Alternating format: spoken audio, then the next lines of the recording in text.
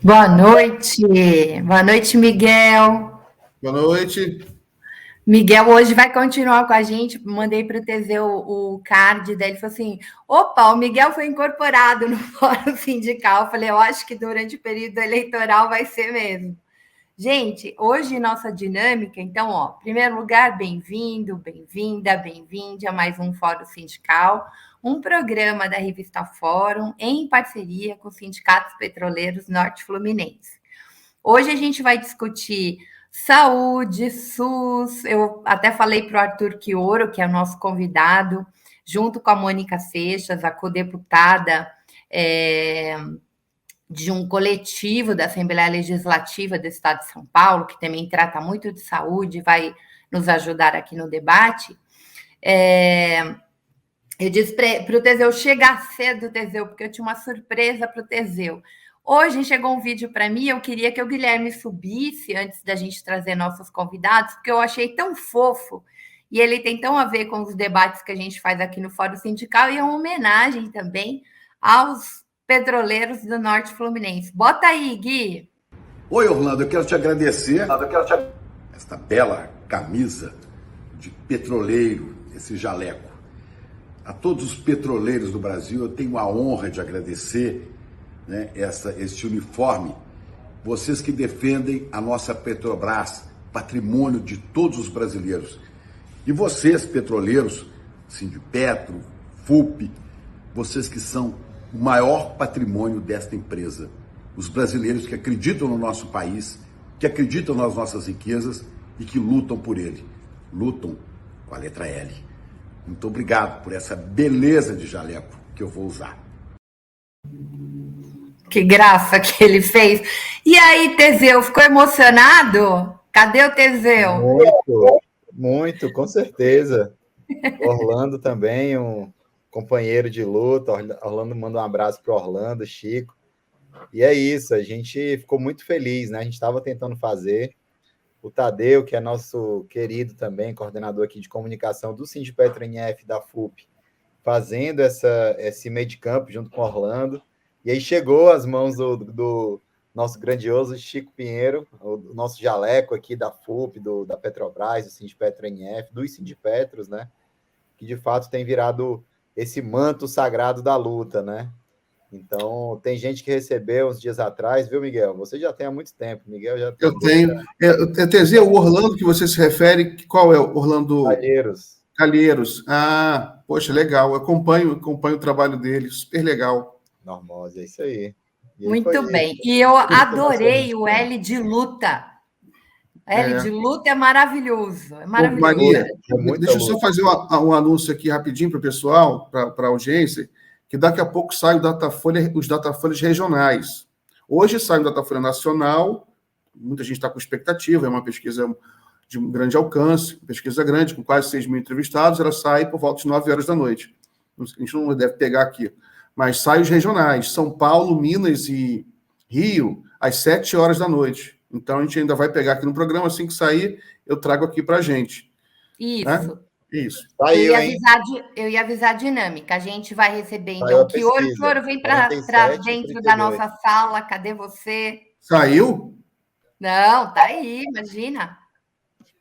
Como assim? Tá com o microfone fechado e tá com tela preta. Bom, não, 21, desculpa. Que ouro vai. Ele estava na sala e daqui a pouco ele entra. Ixi. Se você estiver ouvindo a gente, que ouro fecha todo o StreamYard e abre novamente. Mas para a galera que está nos acompanhando, nós vamos fazer assim. A gente vai. Ah, agora deu certo.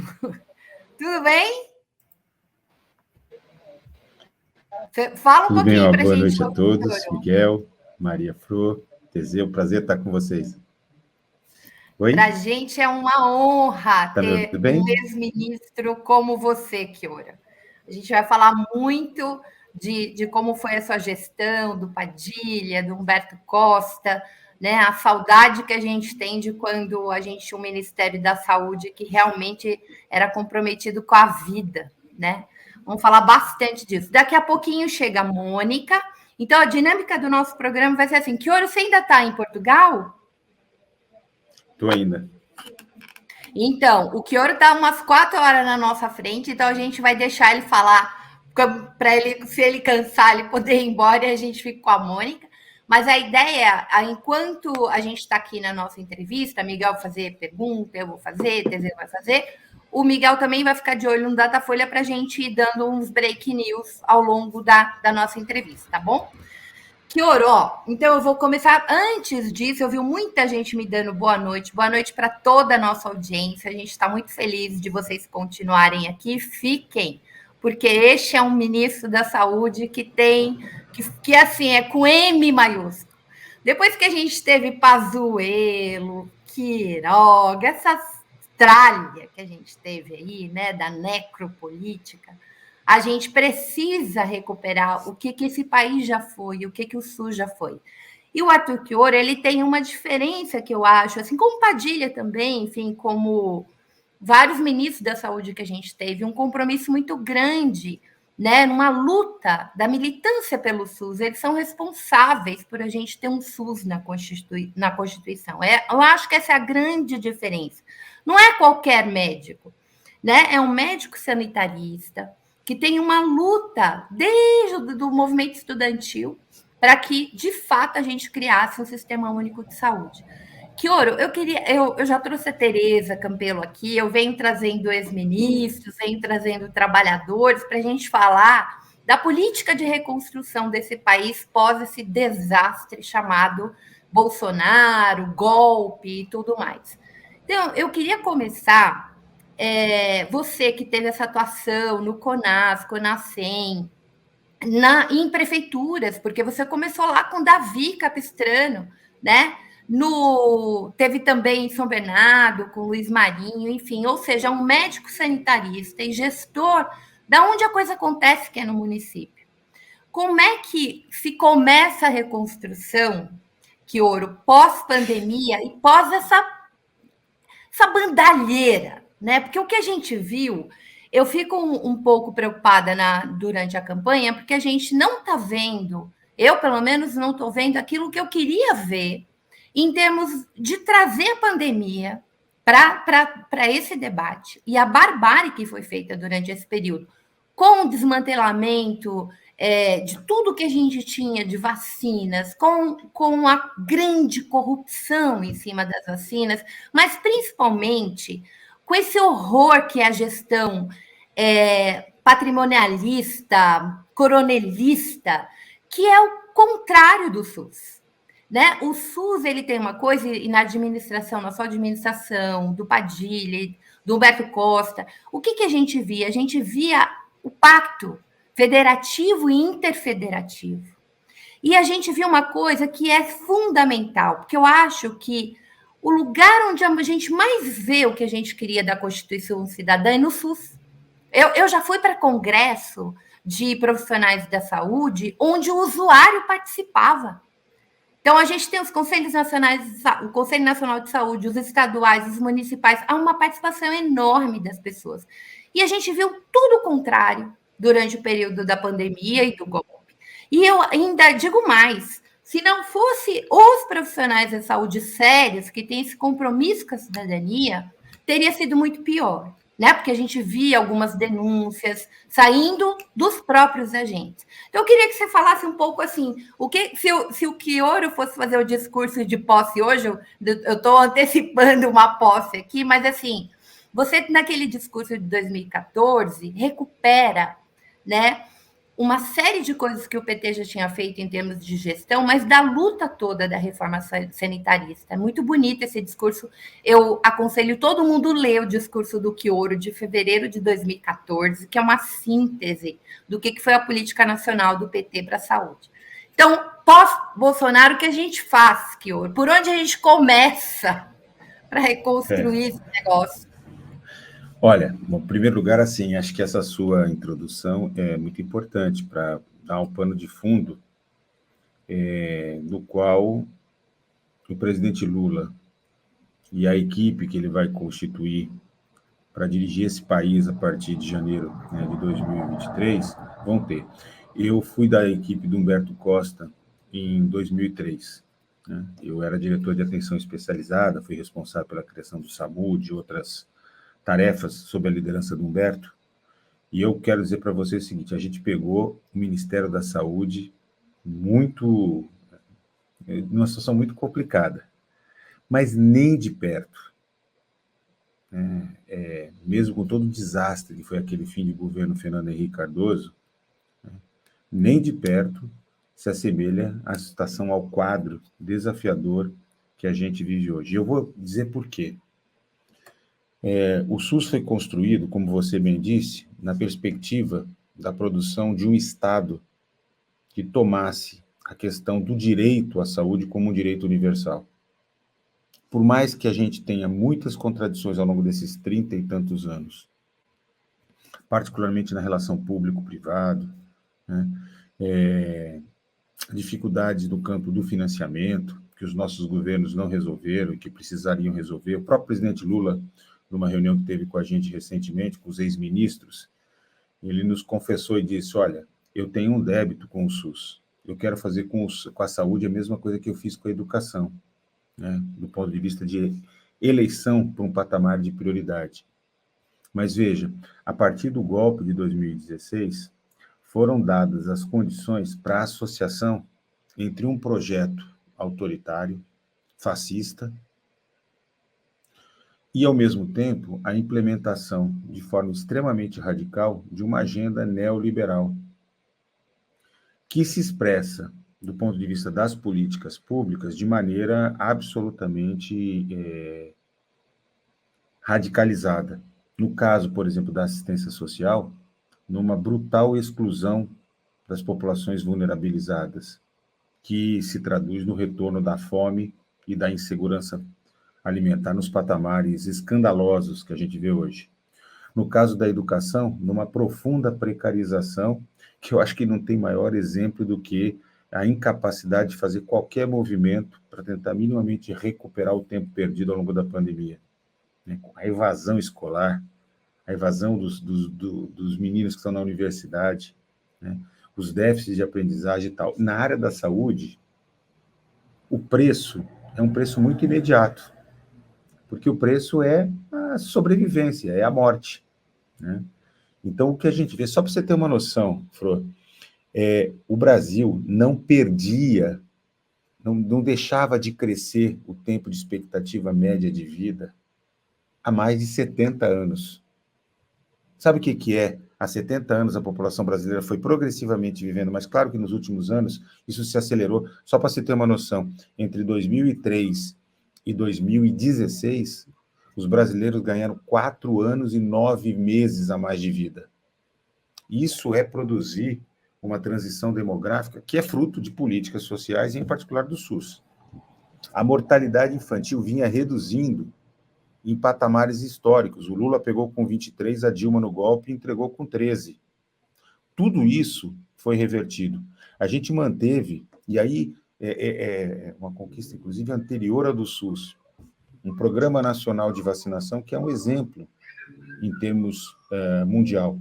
A Organização Mundial de Saúde sempre coloca o Brasil é um grande exemplo, país continental, todas as vacinas recomendadas, gratuitas. Nós mantínhamos taxas de cobertura próximo de 100% ou acima de 100% para praticamente todas as vacinas. Eu vou te dar só um dado, até a minha coluna da Carta Capital desse último final de semana. Oi, Mônica, tudo bem?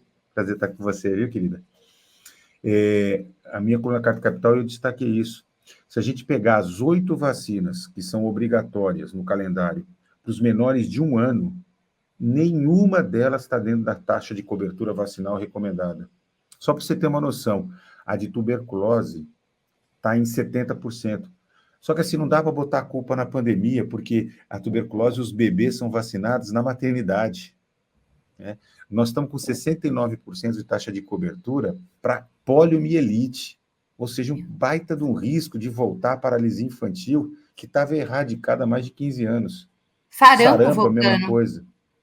Então, a gente tem um quadro que é um quadro dramático. Então, eu diria para você, eu não tenho nenhuma dúvida de que a tarefa de reconstrução do SUS, ela é talvez uma das mais graves que a gente tem, porque ela tem que ser feita, eu vou dar alguns exemplos, ela tem que ser feita no bojo de uma retomada, uma intensificação da cobertura vacinal nesse país.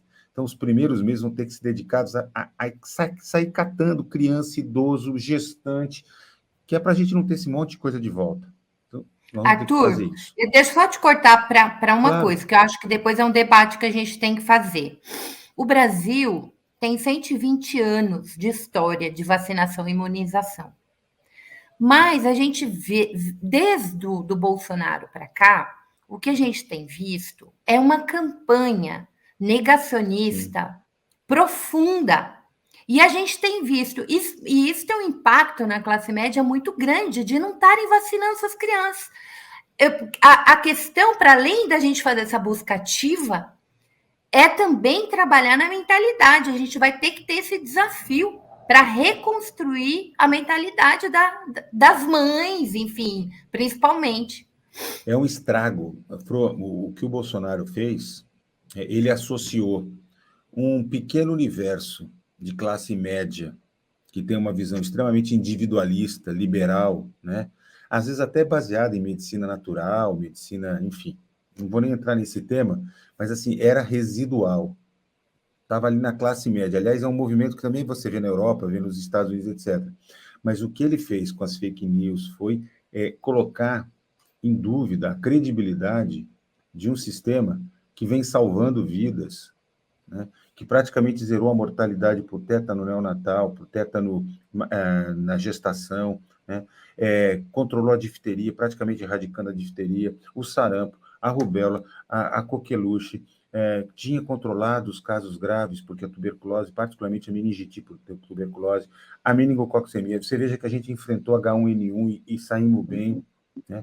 Então, assim, é uma tragédia. Mas, veja, então tem a vacinação.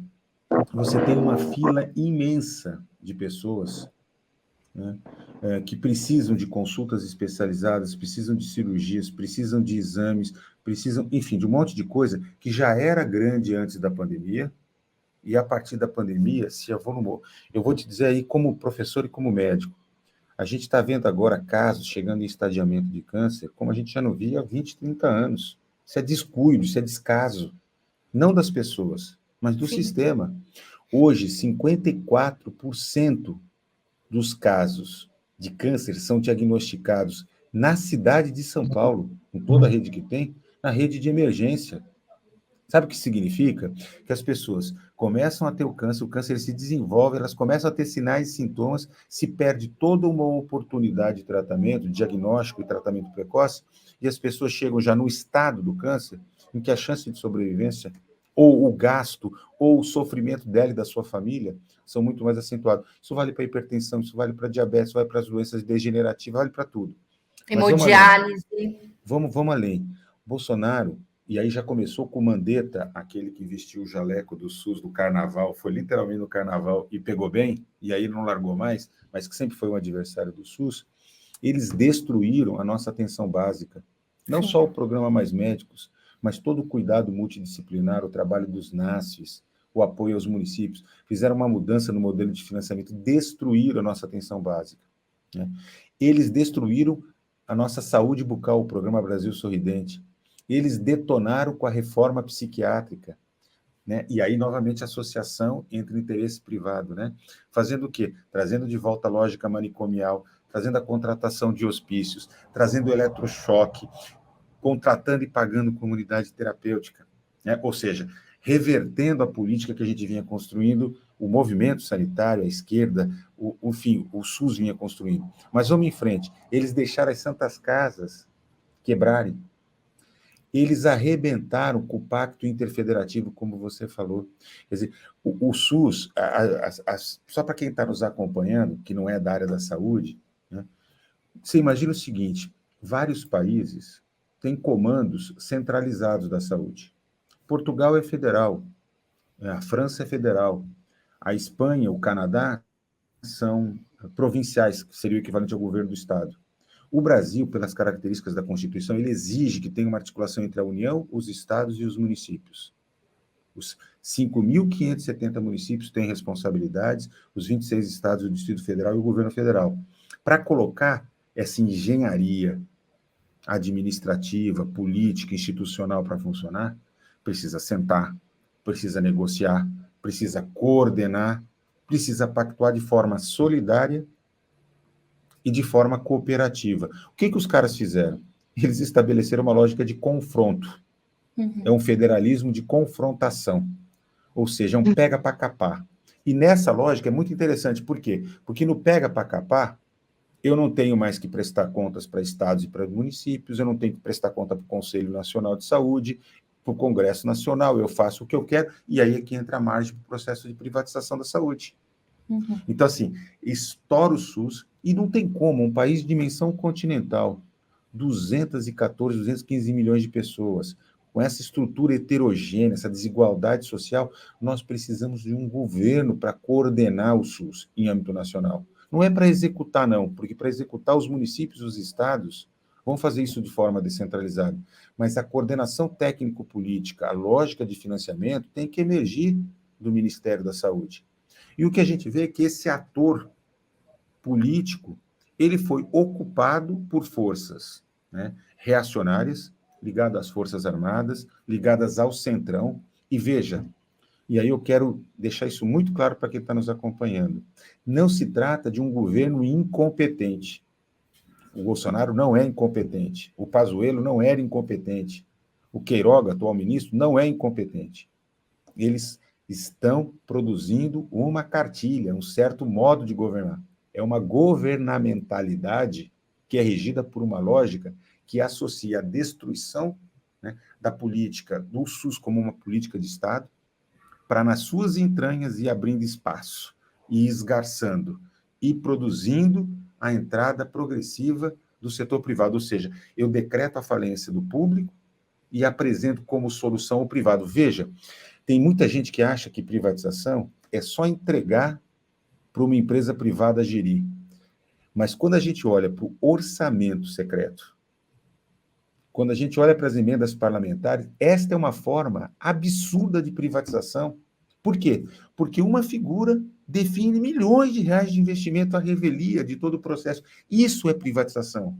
Privatização não é necessariamente abrir qualquer coisa que vai para a bolsa, entregar. É mais do que isso. É essa governamentalidade que Bolsonaro e companhia implementaram. Então, é contra tudo isso que nós vamos ter que construir. Veja, não imagina que o Lula ganhando vai haver uma transformação na visão da sociedade sobre o papel do Estado, sobre o papel do SUS. A ladainha de que o público é o problema e que a solução é o privado vai continuar existindo. Vocês vejam que desde uma das coisas mais importantes que aconteceu em 2016, eu orientei uma tese de doutorado da Ana Paula Soter, que é assessora do Humberto, inclusive, né, do Humberto Costa, lá na Unifesp, e ela estuda o seguinte: todos os ministros, desde a redemocratização, passando pelo Alcine Guerra, pelo Adib Jatene, não vou nem falar os do Lula, mas todos os ministros, até o golpe, por mais que fossem de direita, de centro ou de esquerda, tal, lutaram por mais recursos pela saúde, lutaram contra o financiamento,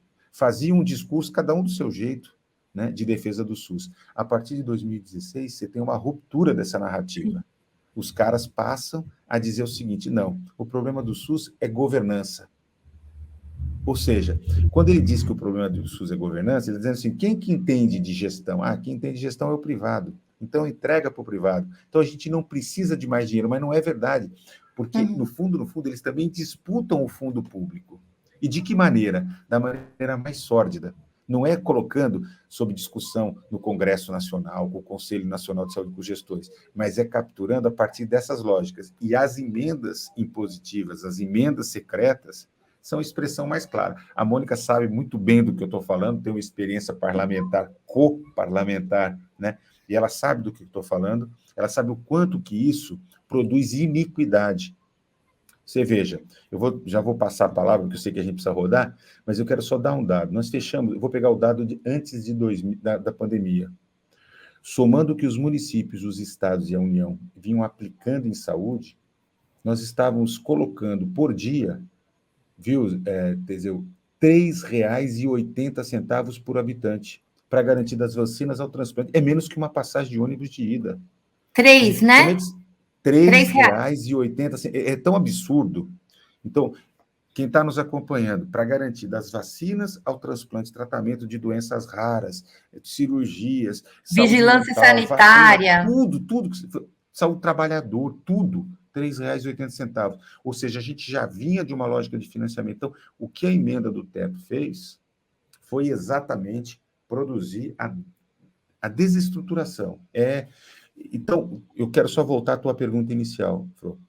Se eu tivesse que ajudar o futuro ministro ou ministra do Lula, né, a produzir o discurso, por incrível que pareça, eu fico pensando qual era a essência do que eu escrevi em 2014, que a gente precisava garantir a integralidade do cuidado, que a gente precisava garantir mais qualidade. Hoje, nós vamos voltar à bobina do filme e voltar para 1988, porque a nossa discussão volta a ser o direito à saúde, a universalidade.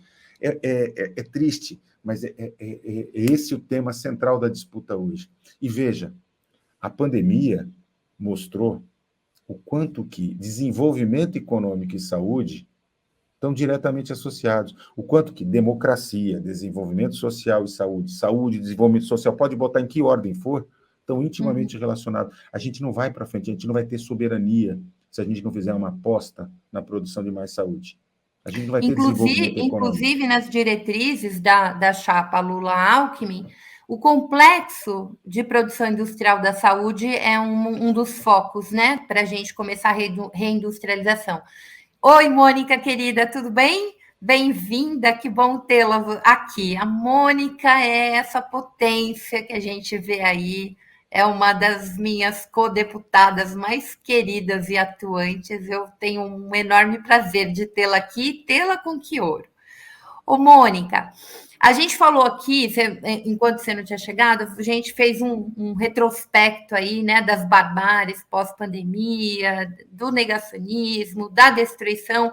O Arthur foi trazendo elementos aqui, e eu acho que um dos elementos que talvez você possa nos complementar aqui com o debate, o Arthur levantou, por exemplo, na atenção das cirurgias eletivas ou dos tratamentos de câncer, né?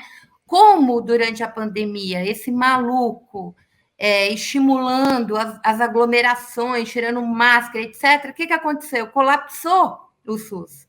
Eu ainda digo mais, gente. Se não fosse a pandemia, o SUS tinha acabado. É que o SUS chegou uma hora, a coisa ficou tão feia que ele fala, não, a gente tem que manter isso aqui. E aí a gente vê todo mundo que era pró-privatização do SUS ficar, o SUS, eu acho que o SUS nunca foi tão louvado. Então, essa é a primeira coisa que eu queria jogar aqui na roda para você pensar. O Arthur trouxe também a saúde integrada, né? Voltar para a atenção básica, a gente falou da fome, das crianças que estão sem proteína na alimentação, que estão tomando sopa de osso, no custo que isso vai ter no desenvolvimento infantil, na capacidade cognitiva. A gente falou, enfim, fez um horizonte aí das desgraceiras, mas da onde a gente tem que entrar no combate. Eu queria que você colocasse um pouco a sua atuação, né, como mulher, como mãe, e especialmente nessa luta que você já demonstrou, da sequela, gente. Porque, além de tudo, a gente tem as pessoas que ficaram sem tratamento, as pessoas que morreram por causa do colapso, não só da pandemia, mas porque não teve atenção nem eletiva, nem básica, nem de medicina de média complexidade, nem de alta, mas a gente ainda tem um volume enorme de trabalhadores, foram mais de 30 milhões de pessoas que foram contaminadas pela Covid, então a gente tem 33 milhões passando fome, 30 milhões de contaminados, muita gente com sequela. Então eu queria que você, nessa sua atuação aí de briga constante pelo nosso Estado, o que a gente pode atuar aí, criação de centro, como é que o parlamento pode entrar, né, nessa briga e nessa batalha? Oi, Maria. Oi, Arthur. Aula, hein? Aulas, cria. Teseu, boa noite. Desculpa a todo mundo pelo atraso, agenda corrida. Mas primeiro eu quero começar concordando com uma coisa que o Arthur disse. Na verdade, duas coisas. A primeira é que a gente voltou a um estado em que a gente tem que convencer as pessoas de que a saúde planejada de forma coletiva e integrada é uma necessidade urgente. o negacionismo não está só nas falas bárbaras do Bolsonaro, está na sua aplicação política, né? Do que ele formula ignorando o que é a realidade, o que aponta os dados, as evidências, as estatísticas, etc. Mas também pegou na população a ponto da gente ver não só a queda da vacinação, mas as pessoas defendendo que a saúde entregue totalmente à iniciativa privada é melhor do que a gente ter um plano integrado e totalizante sobre a vida, ou sobre o direito à vida, né? Que quando a gente discute o SUS, a gente está discutindo no limite, para quem é preto, pobre, periférico, muitas vezes o direito à sobrevida, o direito a continuar vivo. E pensar a saúde é muito mais do que pensar o doente, mas pensar a saúde é pensar condições do todo. O SUS, estava discutindo isso agora no elevador com meu marido subindo e vindo para essa live, etc. O SUS não é só o médico que atende a gente na UBS ou na emergência. Eu acho que a gente não tem essa noção de totalidade, que o SUS é a vacina, que o SUS é a campanha de conscientização, que o SUS é a vigilância sanitária que garante à classe média um restaurante que não te deixe doente e etc. Mas o SUS é um lindo plano de garantia de vida e de saúde e que está em risco não só por essa visão negacionista e individualista que o Arthur apresentou muito bem, mas por uma outra coisa que o Arthur também sinalizou muito bem, que é a terceirização do direito à saúde às coronéis políticos. Falo isso porque, sim, eu também discordo que é um absurdo as emendas parlamentares como elas estão, e o valor do orçamento secreto lá no Congresso Federal. Gente, estou aqui no estado de São Paulo, sou deputada estadual, as pessoas confundem um pouco isso, mas a gente acompanha bastante, mas a gente está num estado que ainda não tem maternidade em todas as cidades. A gente está no estado que ainda, sendo o mais desenvolvido do país, a gente coloca gestantes para viajar 30, 40 quilômetros para ter direito a um parto, a uma sala de parto, e a gente tem um governo que ousa dizer que é pró-vida, que é a favor do nascimento e do feto, quando muitas de centenas de mulheres que sonham e desejam ter sua família ainda não contam com esse aparelho, com esse serviço na saúde integrada, né? A gente tem municípios que não tem uma UPA ou um centro de atendimento de urgências e emergências. A gente tem pequenas UBSs, a política da família foi desmontada, mas o estado de São Paulo, ele não tem responsabilidade. O NASF, Arthur, se você puder dizer, que eu na política ainda não decorei o significado dessa sigla, mas eu coloquei na cabeça que é o lugar onde eu tenho que ir se eu quiser colocar dinheiro na saúde mental. Porque tem isso também. Que é o da saúde mental. O NASF é o Núcleo de Apoio à Saúde da Família, que é a equipe multiprofissional. É no NASF mesmo, sabe por quê? Porque o estado de São Paulo não tem essa política. E aí a manobra que eu vou tentar fazer é colocar recurso no NASF para tentar disputar a integralidade, a entrada e o ingresso à saúde mental. Porque esse é um debate que eu tenho feito. A gente tem uma nova realidade no Brasil. Além das características coletivas do adoecimento, ou da falta de cobertura, ou etc., a gente, além das sequelas da Covid, a gente tem uma nova epidemia, que é do adoecimento emocional, do adoecimento mental. Eu mesma sofro de transtorno de ansiedade generalizada, é um problemão, porque eu vivo indo no cardiologista tentando convencer ele que eu estou infartando, e eu quero que antes ele faça um check-up, depois me diga que é minha ansiedade. Então, a gente tem um problemão, e no SUS, a gente não tem um tratamento, um acolhimento para essas pessoas que, às vezes, acabam numa situação tão grave como é o meu, caindo na drogadição, no alcoolismo, se descolando da sociedade, etc., quanto é plenamente possível a gente tratar essa doença como todas as outras doenças têm tratamento, e nisso de ficar descobrindo de onde é que eu coloco o dinheiro para tentar ter psicólogo em todas as cidades e etc e tal, o mais próximo da jogada orçamentária, porque o estado de São Paulo não tem nenhum programa ou abertura para a saúde mental, a gente decidiu colocar recurso no NASF. É NASF mesmo. E depois a gente pode trocar uma ideia sobre isso, gostaria de ter. Então, a gente tem muitas dificuldades. Claro que primeiro a gente precisa reconhecer a grandiosidade e a importância dessa política. Depois, que bom que a gente está podendo sonhar em avançar nessa política. Que bom que a gente está podendo sonhar ali no futuro, quem sabe em janeiro, porque agora não está dando. Mas depois a gente precisa reconhecer que agora a organização social existe outro tipo de elaboração para a saúde integral. Tanto da gente lidar com o adoecimento coletivo e não só do indivíduo, tanto quanto a gente melhorar a tecnologia para que a gente possa enxergar a totalidade do que é aquele paciente, tanto para a gente entender que adoecimento também pode ser outra coisa agora, e a gente tem uma série de adoecimento mental e emocional que a saúde ainda não dá conta, quanto com as sequelas da Covid, tanto quanto as pessoas que vão agora com a retomada da fome, a UBS por dor de fome, por dor de desnutrição, por dor de qualidade de vida imprópria para a sobrevida do humano e quanto isso poderia gerar dados de futuro.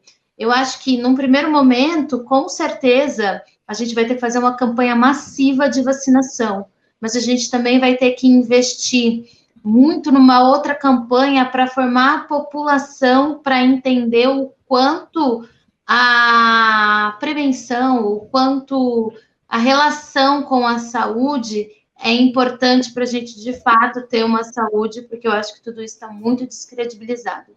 Aqui, por falar no estado de São Paulo, os desafios são muitos, desde o estrutural, até com a pouca responsabilidade do Estado.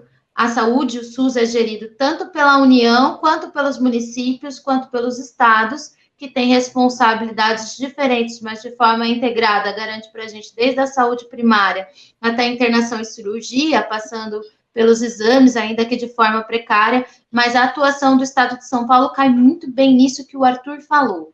Fica a base da obrigação da emenda, e aí, para a cidade ter atendimento, para a cidade ter uma UPA, para a cidade ter uma UBS, fica refém daquele coronel. E mais do que isso, a falta de gestão tecnológica do SUS gera uma anomalia da corrupção brasileira, que é o fura-fila da saúde. A gente tem aqui graves casos de que municípios inteiros são fiéis a um político, porque só aquele político garante a cirurgia. Só aquele político, não que o SUS seja isso, mas a coisa como está construída e a falta de responsabilidade sobre a totalidade, sobre o avanço tecnológico necessário e de transparência, faz com que as pessoas fiquem eternamente gratas à pessoa que furou a fila da saúde para garantir um exame ou uma cirurgia, e a gente tem que batalhar para que, ao contrário da escassez que gera essa oportunidade de compra de votos,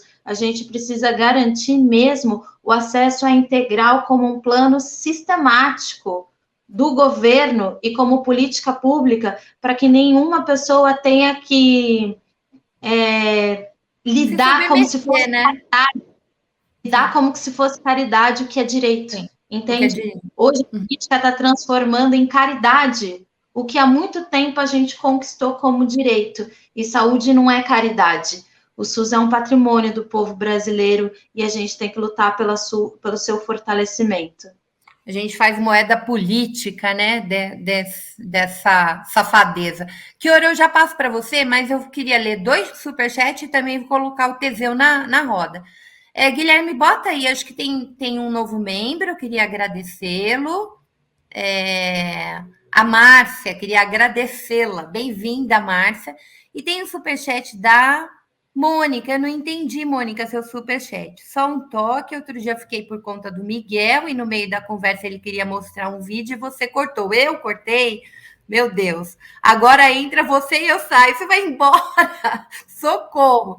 Eu não entendi. Me explica que vídeo, que momento. A gente aqui está com um cuidado muito grande de reproduzir vídeos, porque a gente está levando strike se reproduz determinados vídeos, né? Porque nós também, em época de campanha eleitoral, há um ataque muito grande da direita a canais alternativos como o nosso, que faz um jornalismo independente. Então, eles querem derrubar derrubar a nossa audiência, derrubar o nosso alcance. Então, a gente está tomando todos os cuidados para o YouTube não nos dar strike. Não sei se é isso, então você me explica. Se for uma coisa que eu fiz, eu já peço desculpa de antemão. Teseu, entra na roda, a gente depois passa para o Kioro e Mônica e vamos assim. Gente, o Miguel está por aqui e ele está de olho lá na Datafolha para depois ele entrar aqui e falar com a gente, tá? E aí, boa noite de novo. Arthur, Mônica. A gente tem uma Mônica aqui, top no Rio de Janeiro, viu, também? Mônica Francisco. Maravilhosa, defensora também da saúde pública, do trabalhador, da trabalhadora, já nos ajudou várias vezes aqui nas nossas demandas quanto classe trabalhadora, dos ataques que a gente já teve, inclusive na questão de saúde pública durante a pandemia, que a Petrobras também foi muito aquém, né? Essa nova lógica que é usada para somente... Acho que não é da Petrobras, na verdade é uma lógica do governo brasileiro, né? É um beneficiamento claro do capital especulativo, dos bancos, dos banqueiros, das bolsas de valores. Em contrapartida, o povo fica completamente a Deus dará. E aí eu vou pedir para o Guilherme mostrar aí um dado, o Mônica, que é esse aqui. Alguns dias atrás, né, a Petrobras decidiu a gestão, para ser bem claro, não é a Petrobras é uma empresa maravilhosa que a gente defende com afinco, mas a gestão da Petrobras aprovou mais um repasse bilionário de dividendos, né?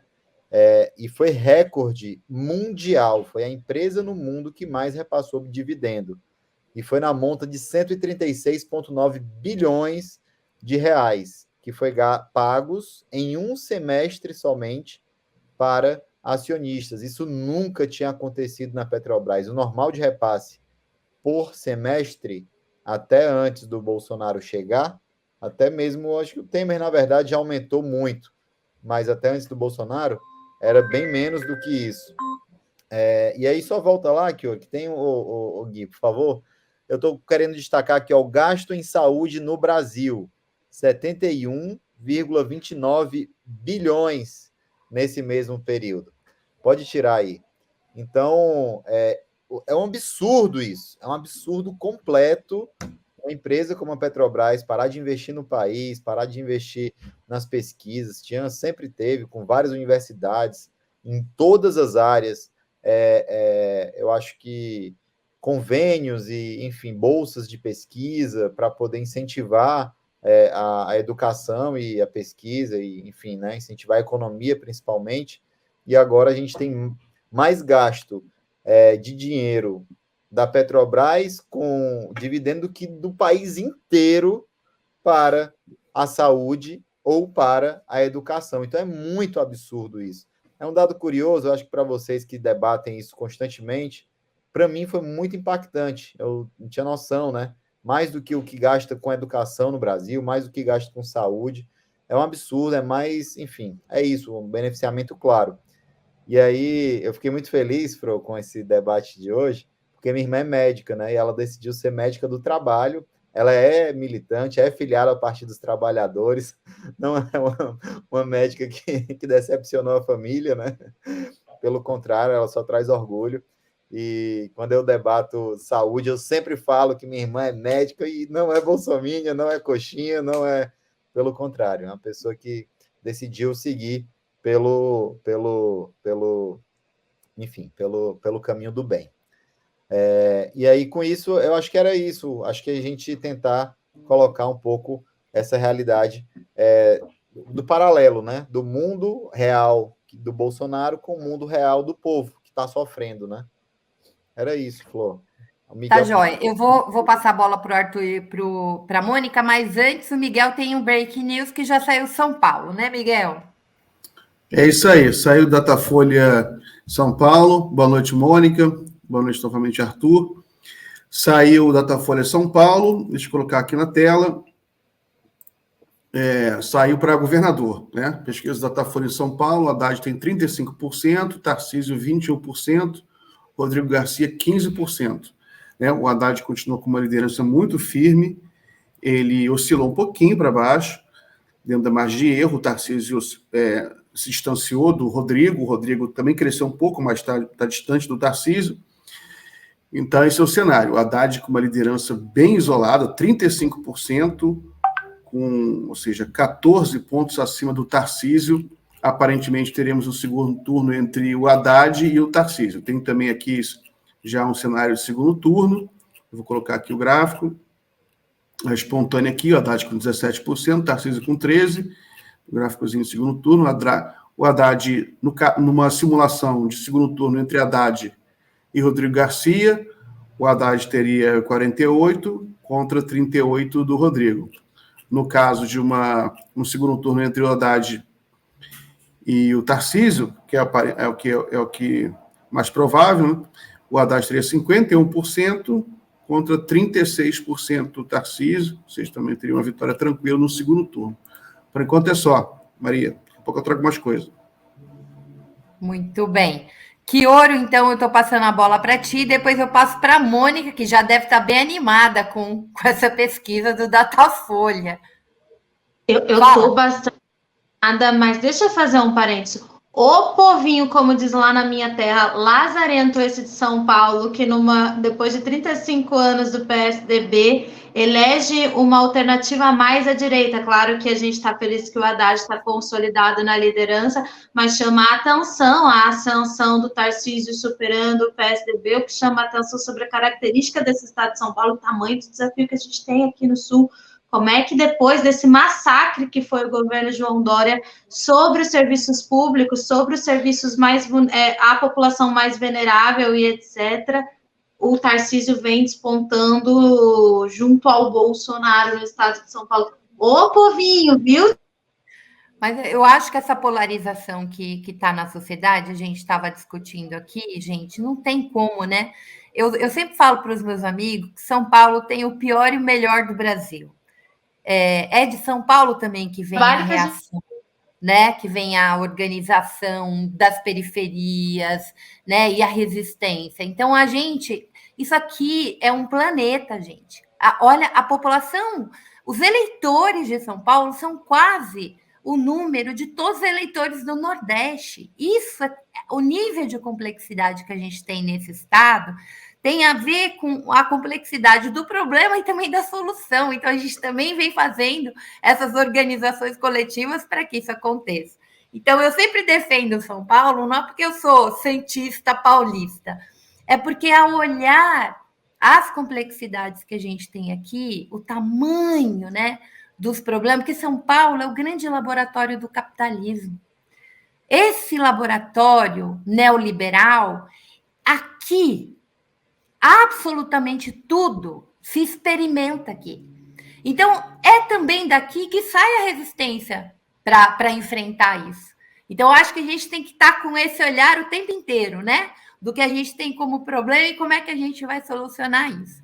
Então, o povo de São Paulo se organiza. Foi daqui também que a gente construiu um PT como partido político, um grande líder nacional como Lula. Lula nasceu no Nordeste, mas ele se transforma um sujeito político em São Bernardo do Campo, né? Que é tudo junto e misturado aqui com São Paulo. Então, assim, tenhamos esperança que esse Estado reage também. Arthur, é você, depois Mônica e o Miguel. Você quer fazer alguma pergunta aí para já emendar? Tá bom. Uma pergunta sobre política para o Arthur Quioro. A gente sempre vê que a questão da saúde está entre as principais preocupações dos brasileiros nas pesquisas.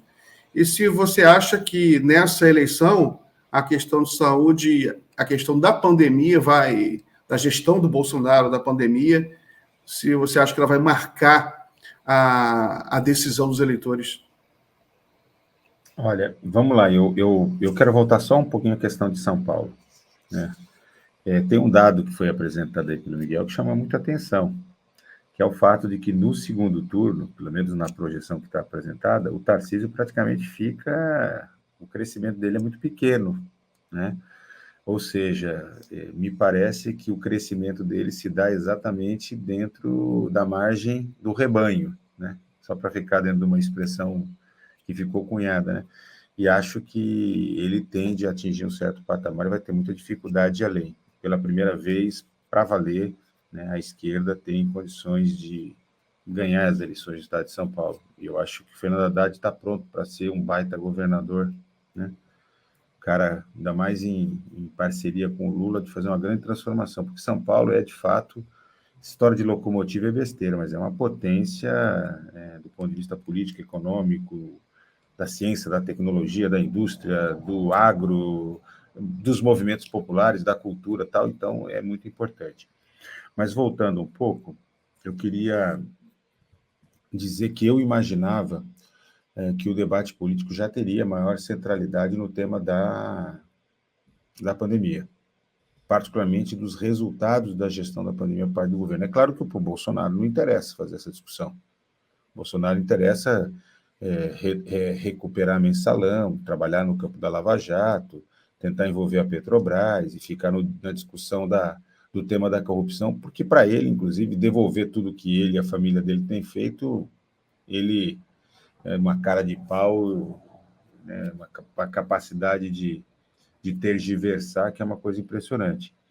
Mas eu esperava, sinceramente, que tanto os demais candidatos como a própria imprensa tivesse trazendo mais objetivamente esse tema, porque nós estamos falando, gente, de uma tragédia sem precedentes. Nós estamos falando de um governo que fez uma gestão criminosa, né, e que ceifou milhares, centenas de milhares de vidas. E que Arthur, deixou... Deixa eu só dar um cortezinho, porque isso é importante. Hoje, a gente teve a primeira condenação do Bolsonaro em tribunal internacional. Então, hoje, eu até escrevi no Twitter, a gente já pode chamar o Bolsonaro de genocida, ele foi condenado. Né? Não tem sanções, não tem, na prática, ele vai continuar sendo o sem vergonha que ele foi, o criminoso que ele foi. Mas, moralmente, isso é importante, eu acho que isso tem que ser explorado. Não, você tem toda a razão. A primeira denúncia produzida em âmbito internacional foi assinada por mim, pelo Humberto Costa e pelo Padilha, inclusive, né? Isso logo no começo da pandemia. Nós estamos falando hoje de 684 mil mortes, e entre essas, eu não teria dúvida nenhuma em afirmar que alguma coisa em torno de 400 mil poderiam ter sido evitadas se nós tivéssemos uma condução diferente da pandemia, né? Mas junte-se a isso os graves efeitos da condução nas demais políticas públicas, na própria economia, na forma com que não protegeu a população mais vulnerabilizada, particularmente a população preta, pobre, da periferia. Os estudos epidemiológicos mostram isso de maneira absolutamente evidente. Morreram, sim, 683 mil pessoas, mas morreram muito mais os mais pobres, os mais... Ah, mas morreram mais idosos? Sim, morreram mais os idosos. De alguma forma, é um ciclo, uma etapa da vida muito mais vulnerável. Mas entre esses, morreram muito mais os mais pobres, morreram muito mais os pretos, morreram muito mais aqueles que foram abandonados e que precisavam do apoio. Um governo que tentou vender, fazer negociata com vacina no meio do jogo. Cloroquina, as pessoas morreram tomando remédio. Eu assessorei a nossa bancada do PT na CPI do Senado, né, durante 7 meses. Assim, a quantidade de dados, de informações colhidas que estão no Tribunal de Contas da União, que estão no Ministério Público Federal, que estão à disposição da Polícia Federal, assim, é literalmente um caso de polícia, né? É para sair dali literalmente preso, porque assim, não tem preso. Então, Miguel, eu sinceramente, eu estava até outro dia fazendo uma discussão com outros companheiros do PT, uma discussão sobre conjuntura, né? E sempre se diz o seguinte: não, a eleição vai se decidir na questão econômica, se o impacto do auxílio vai ter ou não, vai chegar ou não vai chegar, se o controle do preço do gás, etc. Eu acho que tem um segundo ingrediente que está na alma, está na pele das pessoas, que são as perdas, né? Que são os projetos de vida destruídos, que são os sonhos destruídos, que são as sequelas, a quantidade de brasileiros que está hoje, né, com transtornos mentais, pegando um tema que a Mônica levantou, uma coisa impressionante. São jovens, são pré-adolescentes, são adolescentes, são idosos, são adultos, são trabalhadores e trabalhadoras, essa massa de desempregado que, além de tudo, ainda tem que lidar com sequelas físicas e mentais da Covid. Então, eu não teria dúvida nenhuma de cravar que este tema precisaria ser aprofundado. Tenho dúvida, o processo eleitoral ficou muito estreito, né? Ficou muito curto, e qual é o grau de profundidade que ele vai ter, mas, de qualquer maneira, é um tema que o Brasil não vai poder se livrar. Não vai se livrar, primeiro, porque a Covid não acabou. Depois, vamos dizer assim, todo o conjunto de problemas decorrentes da Covid vão durar anos ainda, tanto no campo da saúde como nos outros campos. Eu dei o exemplo da educação, né? Correr atrás do atraso educacional, ou correr atrás dos projetos econômicos que foram frustrados. Quanta gente que empreendeu, quanta gente que perdeu o emprego, perdeu tudo, né? Então, isso vai ficar muito forte ainda, e precisa ser o tempo inteiro lembrado. Mas tem uma outra coisa, Miguel, que me preocupa muito, é que é o seguinte: neste século, nós já tivemos 7, outro dia eu escrevi sobre isso, 7 pandemias, 7 eventos sanitários. Tivemos 2 no século passado. E se tem uma certeza que a gente tem, é que vão vir outras. Você vê que nem acabou a Covid, e a gente já está tendo que lidar com a varíola do macaco. E virão novas. Portanto, não é possível que o novo presidente da República, né, não coesione o país e prepare a estrutura do Ministério da Saúde, prepare a estrutura do governo federal para, de fato, agir em casos de emergência sanitária de interesse público. Tanto que no nosso programa de governo, né, uma das questões que a gente colocou lá, cravou como uma das questões fundamentais, é a gente constituir uma rede nacional de respostas a emergências sanitárias. E aí tem que ser o tempo inteiro. E aí, sabe o que é? Não é só doenças infecciosas, são doenças emergentes, reemergentes, mas a gente pode ter, por exemplo, novas tragédias que podem ser, hoje, cada vez mais decorrentes da transição ou desse descaso climático que nós estamos vivendo, e a gente vai ter desmoronamento, a gente pode ter enchente, a gente pode ter tsunami, a gente pode ter avião que cai, a gente pode ter contaminação de grande escala, ou, por exemplo, que a gente teve que ver um incêndio de grandes proporções, como foi o da Boate Kiss, com centenas. O país precisa estar preparado, precisa ter um plano de emergência para isso, né? Os países da Europa, é muito interessante, como eles viveram todo o trauma da Segunda Grande Guerra Mundial, todos eles se prepararam, eles têm planos, porque são acionados imediatamente. O Brasil, nós começamos a constituir o SAMU, na época do Padilha, a Força Nacional do SUS, nós constituímos a Rede Nacional de Urgência e Emergência, mas tinha toda uma tarefa para ser feita. E o que a gente viu é que isso depende também de uma estruturação do Ministério muito grande. E aí isso se liga também com o tema do desfinanciamento. Porque, veja, como é que eu tenho um país que tem um Sistema Nacional de Saúde, o SUS, que é um sistema universal, um sistema público, que se propõe a ser universal, integral, etc., e ele tem um financiamento que é majoritariamente privado. É muito interessante quando você vê os economistas de direita falarem sobre o gasto em saúde, eles falam a meia-verdade, eles dizem o seguinte: mas o Brasil já gasta muito com saúde. Isso é uma verdade. O Brasil gasta alguma coisa em torno de 9,7% do PIB com saúde. Está no padrão dos países que têm sistemas universais. Só que o que eles não dizem é que quando você olha o orçamento da França, do Canadá, da Suíça, da Itália, de Portugal, enfim, dos países que têm sistemas universais, 70% no mínimo é gasto público e 30% é privado. E no nosso caso, né, nós temos 60%, agora um pouco mais, inclusive, de gasto privado, quando 213 milhões de pessoas usam o SUS. Porque na hora que você chama o SAMU, você chama para todo mundo. Na hora que você vacina, vacina para todo mundo. Vigilância sanitária, epidemiológica, saúde do trabalhador, vale para todo mundo, né?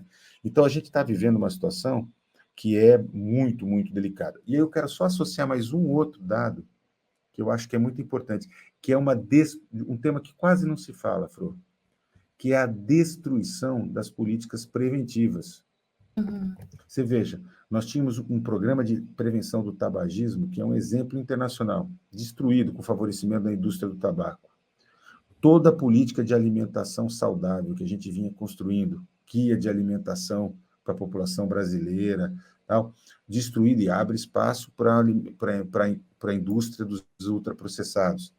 Você pega a Anvisa e o Ministério da Agricultura, tem feito liberação de agrotóxico como a gente nunca viu, não tem precedente. O volume de agrotóxicos banidos em boa parte da face da Terra estão sendo liberados.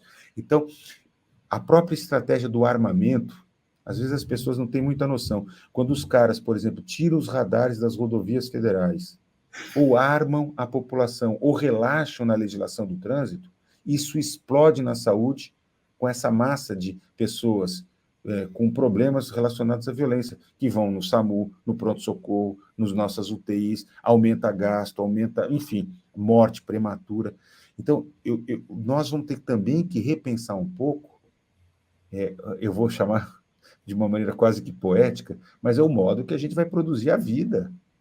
Não se trata de um governo apenas para resolver o problema da inclusão das pessoas, tendo acesso a emprego, renda e tal.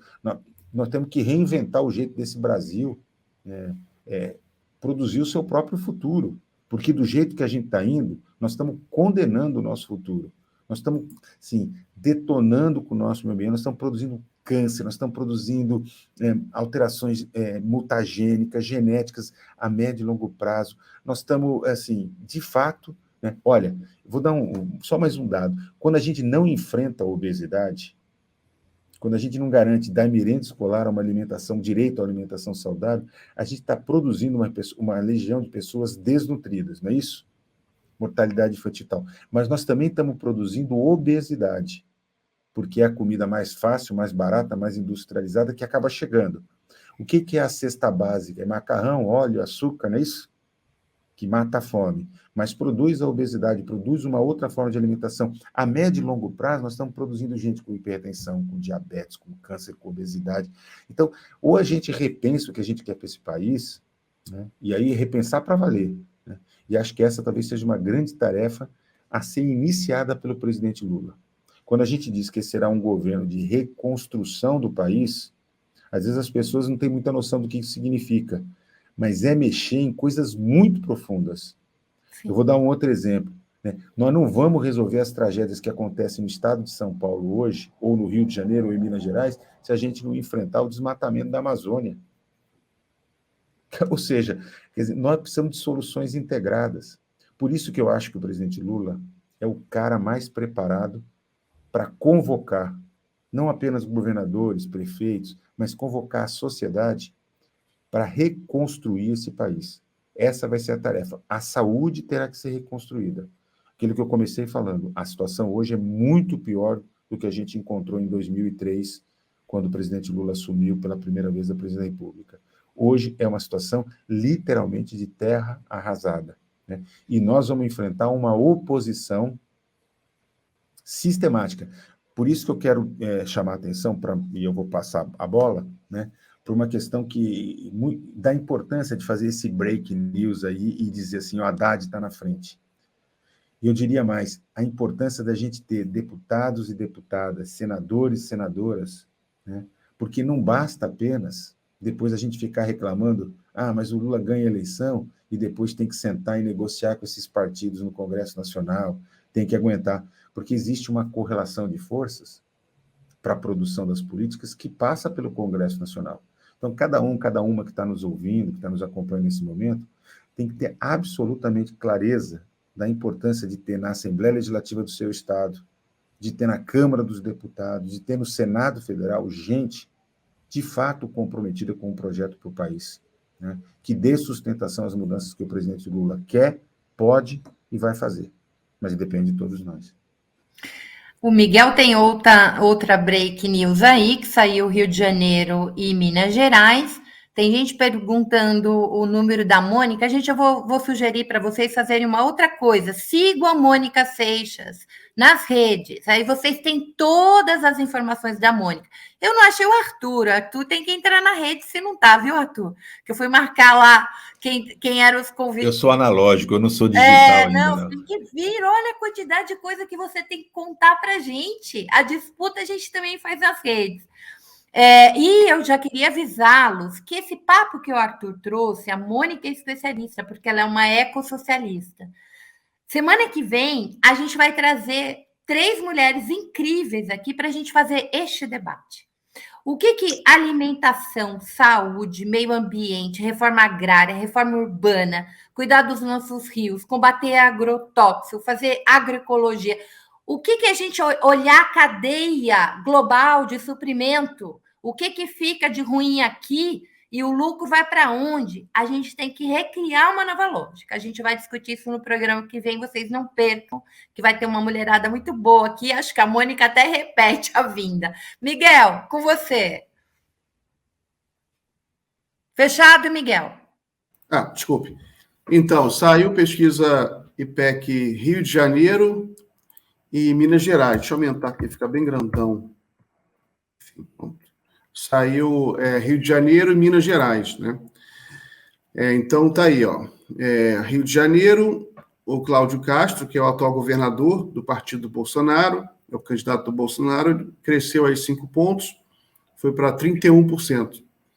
O Marcelo Freixo, que é o candidato apoiado pelo Lula, cresceu 3 pontos, foi para 26%.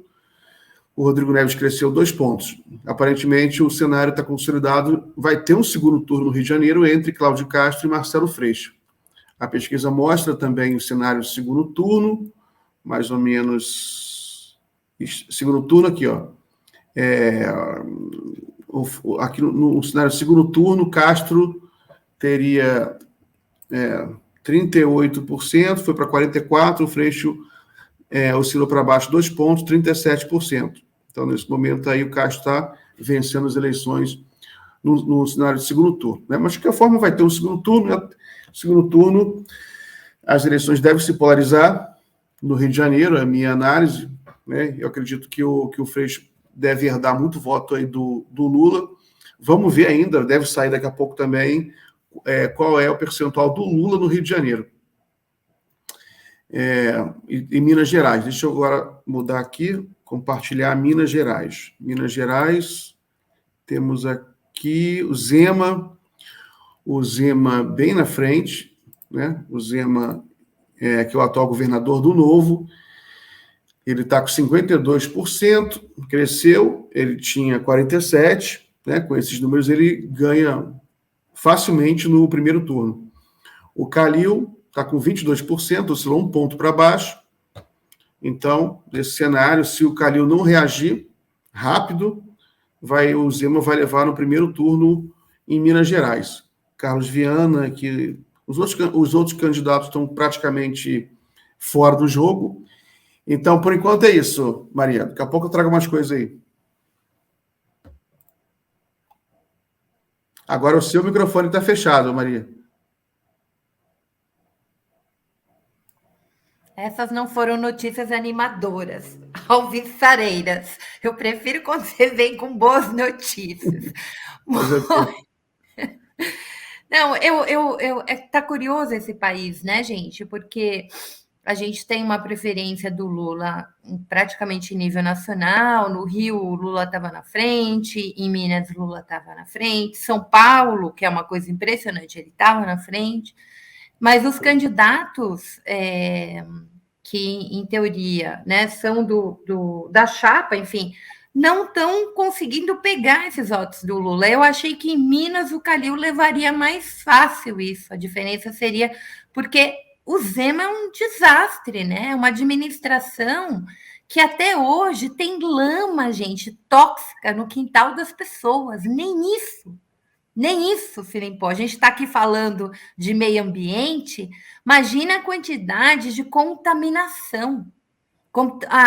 O que a gente viu na Vale, né, se repetia e pode se repetir, não parou em Minas, chegou ao Espírito Santo. Os alimentos contaminados com essa água, não é só o povo do entorno, mas Minas é um grande produtor de queijo, de leite, e isso tudo contaminado. Como é que a gente faz? Como é que fica a saúde do povo brasileiro? O que o Arthur falou, a quantidade de câncer que a gente está gerando aí no futuro, a quantidade de mutações que está se gerando. Então, a gente precisa... Esse é um debate que precisa chegar no povo, assim, né? Lá na base, para as pessoas entenderem a importância disso. Ô, Mônica, eu vou passar a bola para ti, depois para o Teseu e devolvo para o Arthur. Maria, deixa eu só dar um recadinho rápido. A Mônica está sem som. Eu vou desligar a câmera, mas estou aqui, tá? Só para...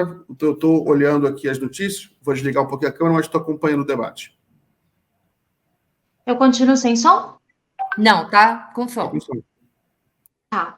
Só para responder a primeira pergunta, sim, eu acho que saúde é uma tônica que é muito importante para ter a atenção do eleitor, e o eleitor quer mesmo que a gente discuta a saúde, porque, infelizmente, a gente passou por um período que deixou todo mundo muito atento na necessidade de poder contar com um sistema único, público e gratuito de saúde. Eu acho que é um dos temas mais urgentes, só perde para a fome. Eu acho que a temática da fome é o que a maioria da população, infelizmente, tem mais urgência de se ver elaborar e solucionar. E voltando um pouquinho que na minha expressão, talvez tenha caído a minha internet bem no momento que eu estava mostrando toda a minha indignação, mas eu acho que a gente nominar as coisas e ter a concepção das coisas é importante até para a gente ser parte dessa reconstrução do país que a gente quer. A gente está no Sudeste brasileiro, um Sudeste brasileiro que tem uma consciência ainda bastante atrasada sobre uma política de cuidado, de afeto, de compartilhamento. Vide os resultados aí parciais. Infelizmente, a gente não amarga as expectativas para Minas Gerais e para o Rio de Janeiro. Aqui a gente tem o Haddad consolidado na frente. Essa é uma boa notícia, mas que deve gerar na gente um senso de urgência para garantir essa transformação de coisa. Era nisso que eu estava falando. O Estado de São Paulo ainda tem uma elite agrária, é essencialmente rural. Isso mostra o atraso do que é a Assembleia Legislativa. Eu que estou lá, vivo falando, gente, acompanho o Congresso Nacional, que é ruim, acompanho muitas câmeras de vereadores que são ruins, mas eu nunca vi um lugar tão atrasado como a Assembleia Legislativa do Estado de São Paulo, tanto de ter um regimento que ainda é da década de 60, ainda da ditadura militar, não foi atualizado. O regimento é um conjunto de regras do jogo ali, como se joga o jogo na Assembleia Legislativa. Esse conjunto de regras ainda é da ditadura, quanto dos parlamentares que são eleitos e do que eles pensam que estão fazendo enquanto políticos, etc. A gente tem um Estado xenófobo, por mais que seja formado por uma miscigenação, por imigrantes, por nordestinos e etc. A gente tem um Estado que ainda não está pronto para o combate à violência contra a mulher, que não está pronto para combater o racismo, e tudo isso eu espero ver debatido na garantia do governo Haddad, e que depois de 3 décadas de governo PSDB, quando eu esperava que a máquina, a estrutura, fosse ser o maior desafio, a gente vê uma parcela desse eleitorado que sempre garantiu os governos do PSDB mudar para o que tem de pior ainda do que o PSDB.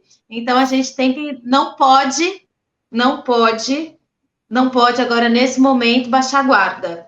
O Haddad vem muito consolidado, mas a gente não pode baixar a guarda, que a tendência de crescimento do Tarcísio chama atenção, que é responsabilidade de todos nós construir um Estado de São Paulo melhor, garantindo não só um poder legislativo melhor, mas garantindo que essa porta aberta se consolide. E agora tenho certeza que a máquina bolsonarista do país inteiro vai virar para essa chance aqui no estado de São Paulo e buscar a máquina pública do tamanho que é o orçamento do estado de São Paulo, que, agora falando da pauta ambiental, que não é grande por si só, não só por conta dos imigrantes, dos negros e negras, dos indígenas que constroem esse estado, mas é porque hoje a gente, na ausência da chuva, por conta do desmatamento da Amazônia, que faz o estado de São Paulo estar seco, a nossa indústria, o nosso PIB está sendo garantida com água do Paraná, entendeu? Então, nós somos um estado que faz parte de um país. Então, ter essa consciência também é importante para a disputa da identidade que eu faço todos os dias na política, só para me justificar, porque eu fiquei com medo, assim, caiu bem na hora que eu estava expressando uma revolta ali, e talvez tenha ficado só um sentimento de revolta, mas é mais para um sentimento de, olha, a gente está numa região do Brasil que é muito complicada. E que a gente então, precisa Mônica, avançar e lutar. Eu acho, quando eu tentei complementar, falando para você do laboratório do capitalismo, né? Quando a gente olha, por exemplo, estados do Nordeste, onde não se tinha investimento, né? E durante os governos progressistas se industrializou, abriu-se campos universitários. Então, o que você tem? Você tem um trabalhador, né, que com políticas públicas adequadas o avanço desse estado é impressionante. Então, os índices, por exemplo, de educação, etc. Aí as pessoas falam, mas São Paulo não teve? Teve. São Paulo é o estado onde mais teve recursos, por exemplo, do ProUni. O problema é que o trabalhador em São Paulo, ele mora em Taboão, mora em Cotia, não sei o quê, ele passa 4 horas no transporte público para ir trabalhar. Que hora que esse trabalhador, super explorado nesse laboratório do capitalismo, desenvolve consciência política, se informa. Então, são esses os desafios que a gente tem que encarar. Né? É por aí. Ninguém está falando mal do povo de São Paulo. O povo de São Paulo é trabalhador pra caramba, sofre muito, é super explorado, né? Perde um tempo gigantesco da sua vida. Isso é uma questão de saúde. Eu ia trabalhar, gente, eu moro na Zona Oeste, na periferia da Zona Oeste, eu ia trabalhar no Brás. Eu gasto 4 horas da minha vida em transporte público. 2 horas para ir, 2 horas para voltar. É desgastante demais. E a gente não tem, você tem outros centros, né? Mesmo no Nordeste, que você não tem este nível de caos que é, por exemplo, a cidade de São Paulo. A cidade de São Paulo é caótica. Né? O Haddad tinha um plano de desenvolver localmente, né? Porque aqui nós temos macro-regiões, para que o trabalhador não saísse de uma ponta, fosse parar na outra e perdesse tanto tempo da sua vida só para poder levar o pão para casa, mas isso tudo foi bloqueado. Isso tem a ver com que a nossa pauta do programa que vem, né? Como é que a gente faz uma reforma urbana real, concreta, que as pessoas tenham direito à cidade, à vida, ao lazer, ao descanso, a se informar, a se divertir, né? Ampliar aí a sua inteligência emocional, criativa, cognitiva e assim por diante. Teseu, eu vou passar para você fazer a pergunta, daqui a pouco a gente vai para os finalmente, mas eu não quero terminar essa conversa sem falar de currículo de medicina. Eu quero falar da construção de um currículo humanista para a gente ter menos médico bolsonarista, porque tinha coisa que me diz assim, que eu juro para você, tinha dia que eu chorava, que eu falava, como é que pode médico, defender cloroquina? Como é que pode médico apoiar o Bolsonaro? Né? Essa elite que a Mônica estava falando, que é escravagista em São Paulo, e é escravagista em qualquer região deste país, né? Porque a gente tem uma 350 anos de escravidão, a gente não passa uma borracha assim e acaba. Essa elite tem dinheiro para gastar 700 mil reais para se formar. É quase, né? O preço dos imóveis, um imóvel aí baratinho do Bolsonaro, 700, 800 mil reais, que foi o que gastou aquele médico que violentou uma mãe, né? Uma grávida parindo numa mesa de cirurgia. Parindo! Anestesiada! Gente, isso me deixa assim no nível de desespero. Então, assim, dentro da infraestrutura, Arthur, dentro das mudanças que a gente tem que fazer nesse SUS, da valorização dos profissionais, então, como é que a gente intervém nesses currículos de medicina, porque, pelo amor de Deus, não tem mais condições disso. Então, você guarda essa pergunta que eu vou trazer o Teseu para a nossa conversa. Vem, Teseu. Eu acho que a Mônica queria falar alguma coisa. Ela abriu o microfone, ficou. Pode falar, Mônica, se quiser. Não? Desistiu? Tá bom. Não, a pergunta, na verdade, é mais objetiva. Eu até escrevi aqui no chat, né? E eu, que sou nordestino, né? Eu vi o quanto foi importante o Médicos Sem Fronteiras, né? As pessoas relatavam, não, o doutor que chegou de Cuba, ele é fantástico, ele atende muito bem. Ele demorou um pouquinho a aprender como é que falava a minha língua, mas... Mais médicos, né? O programa Mais Médicos. Mais Sem Fronteiras não, Mais Médicos, perdão. Que aí, enfim, trouxe, né? De repente, no estalar de dedos, eles acabaram com esse programa fantástico e que, para o povo de comunidades mais afastadas, que eu sei também que era uma dificuldade também nos estados grandes, né? Você pega Minas Gerais, que é aquela imensidão que é o interior de Minas Gerais também, aquele monte de cidade pequenininha, também tem dificuldade, né? E aí você joga isso para a região norte, nordeste, então nem se fala, né? E para as periferias, Teseu, onde mais tinha, nas periferias de São Paulo. A periferia, de uma certa forma, Fro, você vai ali no. Pega um corre ali, passa 2 horas no metrô, no ônibus e tal, você ainda consegue. No interior você não consegue isso, porque não tem nem ônibus. É por isso que eu falo muito eu destaco essa questão dessas cidades mesmo, né? Do sertão, da mata, da floresta, enfim. Mas, assim, claro também, não diminuindo a importância do atendimento que tinha no posto de saúde lá em São Paulo, né? É importante, Arthur, trazer de volta um programa como esse. Arthur, agora é a sua vez. Você sabe, eu estava aqui pensando um pouco sobre como responder a esse tema. Porque, veja, quando o Mais Médicos foi criado, o ministro era o Padilha, eu estava na Secretaria Municipal de São Bernardo, com o Luiz Marinho. Nós tínhamos uma rede em expansão. Quem conhece a rede de São Bernardo do Campo sabe o que eu estou falando, é uma rede que nós deixamos com uma qualidade, uma estrutura, uma quantidade de pessoal e tal, mas nós tínhamos uma dificuldade imensa de fixar médico na periferia de São Bernardo. No centro da cidade a gente conseguia, mas ia para as comunidades e tal, já era difícil. E veja, em 2010, eu já pagava para 40 horas para um médico de saúde da família, 14.800. Ah, não é uma maravilha, tal, eu estou falando de 2010, 14.800, e aí a Prefeitura de São Paulo aumentava um pouco, depois a de Diadema aumentava um pouco, depois Guarulhos aumentava, aí São Caetano puxava, e os médicos iam indo. Não se fixavam, não criam vínculo, alguns sequer fazem contratos. Aí, assim, esse era um problema do Brasil inteiro. Quando Mais Médicos foi criado, tem muita gente que o governo federal, né?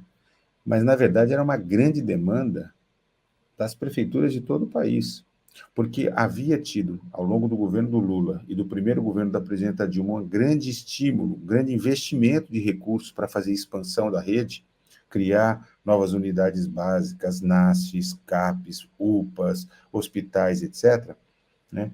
Então, a rede se expandiu, foi um momento também que se expandiu a rede privada no Brasil, né? E faltava médico, objetivamente faltava. Mas o número de escolas de medicina no Brasil é exagerado, o Brasil é o país que tem o segundo maior número de faculdades de medicina, é verdade, mas o que eles não contam é que a relação de vagas de escola, né, é das menores que a gente tem. Então, nós tínhamos uma proporção de médicos de 1,8 médicos para cada 1.000 habitantes. E qualquer país hoje trabalha com alguma coisa em torno de 4 médicos por 1.000 habitantes. O Mais Médicos, ele entrou primeiro para poder fazer melhoria da rede básica de saúde, investimento em conectividade, infraestrutura, pouca gente sabe disso, mas foram mais de 5 bilhões de reais investidos em melhoria da rede. Construção. Você vai para o Nordeste, vai para o interior de São Paulo, vai para o Rio, para o sul do país, para tudo quanto é lugar que você for para a Amazônia, você vai ver um monte de unidade básica com plaquinha lá, com o nome do Padilha, com o meu nome, com o nome da Dilma, quando foram inauguradas nesse período. Esse era o primeiro componente do Mais Médicos. O segundo componente era lotar médicos para completar as equipes. Médicos brasileiros, médicos estrangeiros e a cooperação cubana.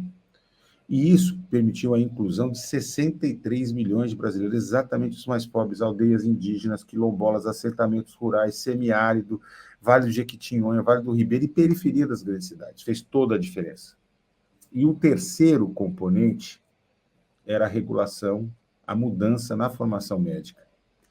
E aí, a Lei do Mais Médicos, ela traça as novas diretrizes nacionais de curriculares para formar médicos e médicas comprometidos com as necessidades de saúde da população, generalistas, com fundamentação científica, mas com uma grande capacidade de atender as necessidades. Então, essas são as diretrizes curriculares. Ampliou o número de escolas públicas, e aonde não tinha, inclusive de privadas, mas veja, foi a maior ampliação de vagas de medicina no interior.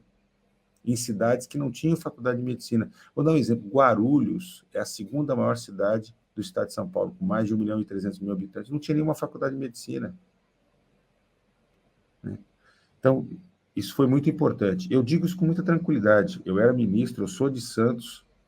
Santos tinha 2 faculdades, todas as demais universidades privadas queriam abrir faculdade e não pôde porque já tinha.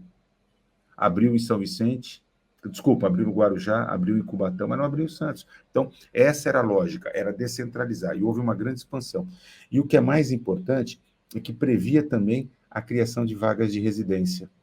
Ou seja, todas as novas faculdades, se a faculdade tinha 100 alunos, ela tinha que criar 100 vagas de residência. Porque o que os estudos mostram? Que os médicos se fixam não onde ele faz faculdade, mas onde ele faz a especialização quando termina a faculdade. Então, se ele forma no Nordeste, mas vem para São Paulo para fazer a residência ou vai para o Rio, ele vai acabar ficando nesses lugares. Então, houve toda uma... E a regra do jogo está amarrada. A lei federal continua vigindo, né? O Bolsonaro destruiu o programa Mais Médico, criou o tal do médico pelo Brasil. Hoje nós temos um número muito maior de médicos brasileiros, portanto, é possível pensar o projeto, né, de retomada, com uma nova concepção, com uma nova estratégia, mas a partir da base que está dada. Né? E aí é uma disputa, Flor, de dia a dia, porque, de fato, a grande questão que demarca, e eu sou professor de medicina há 32 anos, então eu falo isso com muita tranquilidade, a grande questão que demarca é a questão de classe. Sim. Eu dou aula em escola privada. Na escola privada, eu dou aula há 32 anos. Eu tive 4 alunos negros. Em 32 anos como professor de medicina, 120 alunos por ano, 4 alunos negros. Na Unifesp, onde eu sou professor há menos tempo, eu estou desde 2014 na Unifesp, o que a gente vê é que com a política de cota, os meninos vindo das escolas públicas, etc., há uma mudança de perfil. Eu pergunto, sempre eu faço uma estratégia para os meus alunos do segundo ano, no primeiro dia de aula, quem que usa o SUS, o que você conhece do SUS, a gente faz uma dinâmica. Né? Geralmente os meus alunos conheciam o SUS porque tomavam vacina. Os pais levavam para tomar vacina. Era esse o contato que eles tinham com o SUS, com a unidade básica de saúde. O resto era a imagem que era feita. Hoje em dia, os meus alunos vêm de Parelheiros, eles vêm do Fundão da Zona Leste, eles vêm de um monte de lugar, e eles usam o SUS, a família deles usam o SUS. E eles trazem uma vocação, um compromisso, né, de querer voltar. Agora, nós estamos falando com uma instituição conservadora, secular e poderosíssima. E ela disputa as mentes e os corações para um outro projeto de mundo. A concepção dos médicos, infelizmente, a maioria deles, não da irmã do Teseu, não da minha irmã, que também é médica, né, continua sendo uma percepção liberal, a ideia do consultório, do especialista, né, uma coisa elitizada tal. Claro, elitizada. Né? Eu faço conta com eles. Né? Olha, se você quiser ganhar dinheiro, abre uma outra coisa, que você vai gastar para se formar como médico, mas assim é uma profissão altamente remunerada, valorizada socialmente. Mas eu queria contar para vocês, eu estou aqui em Portugal fazendo um pós-doutorado, e estou aqui desde maio. E há uma crise nacional no sistema de saúde português, por falta de ginecologistas, por falta de anestesistas, por falta de médicos do trabalho. Está todo mundo na plástica. O governo da França acabou de fazer um convênio novamente com Cuba, porque está faltando médico. Então, assim, parece que se tiver médico em Marte, também vai ter um problema mais ou menos parecido, sabe? Assim, é de fato de uma ordem de complexidade. Agora, vamos reconhecer o seguinte, uma profissão super exigente, que exige poucas profissões, você tem 6 anos de faculdade, período integral, depois mais 3, 4 anos de residência, lida com a vida das pessoas. Então, ela também precisa ser profundamente valorizada. A grande questão é que os nossos governos botaram o dedo na ferida. E eu vou dizer, eu sempre dizia para o Padilha, esse negócio de médico cubano é só fachada, com exceção dessa direita mais raivosa, né, que usa a Venezuela, avisa Cuba, para fazer todo, né, um proselitismo ideológico. No fundo, o médico brasileiro sabe que aquele médico cubano que foi trabalhar no Amazonas, que foi trabalhar na periferia de São Paulo, não está competindo, porque ele não iria para lá. Não roubou o emprego de ninguém. A grande questão, e eu disse isso para o Padilha, né? A grande questão é porque o Mais Médicos ousou tirar da mão das corporações, de um pequeno grupo de elite dos médicos que domina as entidades médicas, a titulação, a definição de quem vai ser especialista ou não. Quando o governo começou a dizer o seguinte, nós vamos sentar com os secretários municipais, com os secretários estaduais, com o MEC, e inclusive com as entidades médicas, e vão ver o seguinte, o que está faltando? Está faltando oncologista? Está faltando pediatra? Está faltando médico de família, psiquiatra? Nós vamos regular como todos os países fazem. E eu vou terminar só contando para vocês o que acontecia com a minha turma. Eu perguntava para os meninos lá na minha faculdade, quem daqui quer fazer medicina de família? Levantava a mão 1. Quem quer fazer pediatria? 1. Quem quer fazer ginecologia? 2. Aí eu perguntava, quem quer fazer dermatologia? Levantava 14. Aí eu pergunto para vocês, para tratar de ranceniano? Para tratar de câncer de pele? Para tratar... Não, para fazer estética. Ah, desculpa, gente. Desculpa, o Estado brasileiro, aliás, qualquer Estado, né, qualquer governo de qualquer país que tenha compromisso com a vida, ele vai regular no sentido de atender às necessidades sociais. O governo canadense faz isso, o governo americano faz isso, na Europa todo mundo faz. A única questão é que aqui nós entregamos para as corporações a possibilidade de fazer regulação de mercado.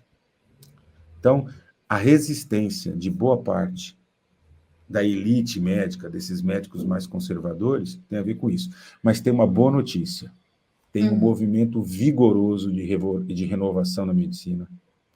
Nós temos médicos e médicos pela democracia, médicos e médicas populares, nós temos médicos psiquiatras que são progressistas, nós temos um novo movimento sindical aparecendo, e vai vir aí um ciclo novo de renovação de uma categoria, que sempre vai ter suas contradições, mas acreditem, eu tenho muita fé no futuro, né? Que a minha profissão ainda vai voltar a ser um orgulho para a sociedade brasileira e não vista como, puxa, são tão importantes, salvam as nossas vidas, porque, veja, é uma contradição, né? O cara pode ser um nojo, um babaca, mas a hora que ele salva a vida do seu familiar, etc., você fica também com uma dívida de gratidão.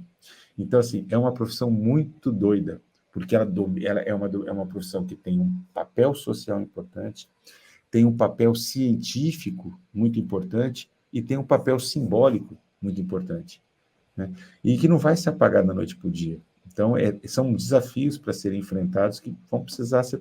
E essa terá que ser uma questão central dos próximos governos federal e estaduais, sem os quais a gente não sai de onde a gente está.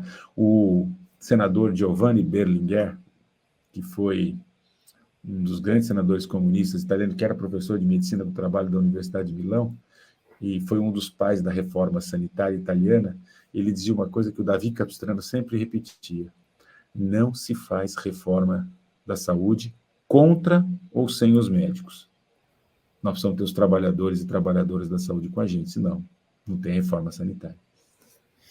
É isso aí. Mônica, está aberto o microfone? Pode falar.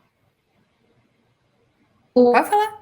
O Arthur tá essas dúvidas nossas aqui, mas eu queria só colocar que esse foi um período de muita dificuldade da formação da percepção do que é a falta da consciência médica, tanto pela quantidade de negacionistas bolsonaristas e cloroquiners, mas eu queria destacar, por exemplo, que a gente travou uma grande batalha contra os médicos no que diz respeito à violência obstétrica. Aqui em São Paulo, a gente recebeu um batalhão de gente militando pela cesariana, enfim, que a gente sabe que não é o melhor encaminhamento pelas mulheres. E isso me gerou uma dúvida, na verdade. A gente tem mais dúvida do que certeza sobre a formação e como a gente incide sobre esses trabalhadores que têm que ser considerados como trabalhadores e ter essa consciência, como o Arthur disse.